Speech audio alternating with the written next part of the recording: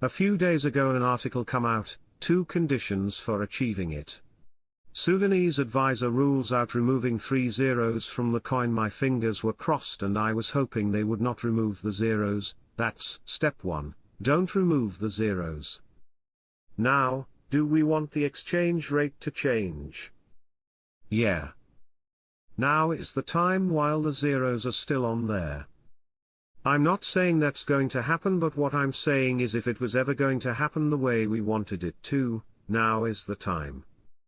The Central Bank of Iraq reveals the mechanism for ending the electronic platform. All the currencies Iraq will be doing business with are now in compliance with the international standards and traded on the Forex. With respect to that, I think it's time for everybody to sit back, relax, watch it as it happens. We're all excited.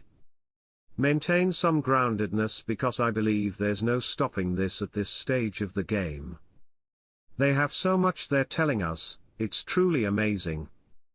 I think everything is pointing toward this going still this week.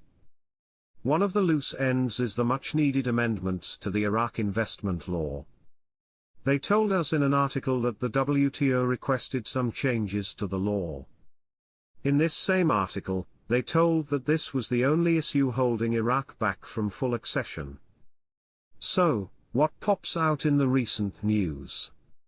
The article is titled Parliamentary Economy Committee Discusses Amending the Investment Law. The Iraqi legislative arena is currently witnessing intensive discussions about the Fourth Amendment to Investment Law No. 13 of 2006, as amended, in light of the significant expansion of investment activity in the country in recent years. So we may see this law very soon. Then the WTO. I am getting many reports that payments have started. Reports that payments are rolling out to groups.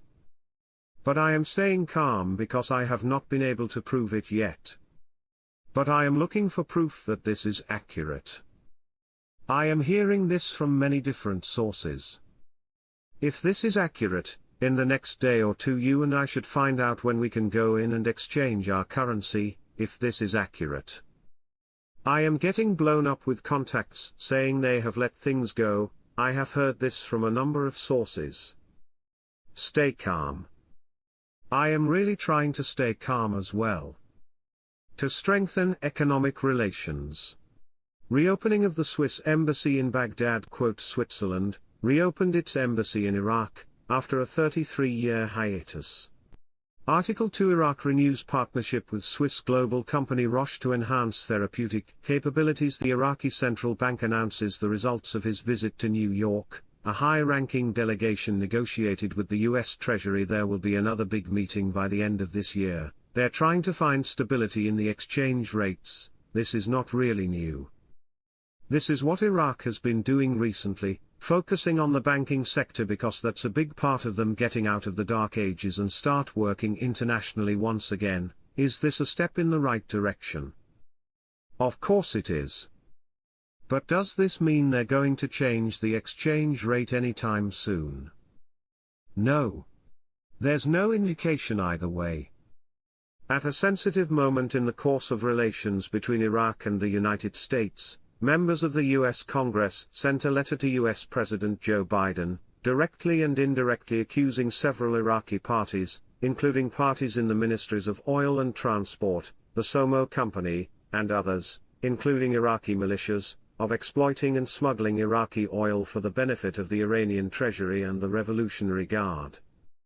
These members called for U.S. sanctions against those involved, criticizing the failure to restart the oil pipeline from the Kurdistan region to the Turkish port of Ceyhan.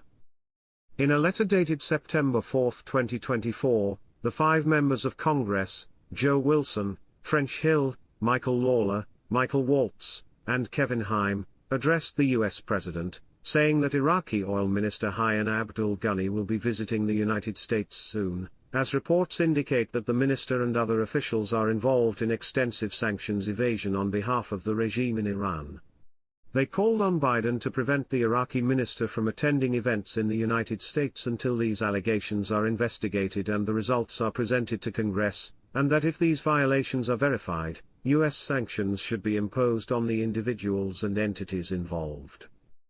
The 5 members of Congress expressed their concern that the Iraqi oil sector is being transformed into a powerful and sustainable means through which militia groups allied with Iran and the Iranian Islamic Revolutionary Guard Corps finance terrorism, noting that estimates speak of a financial return of $1 billion annually.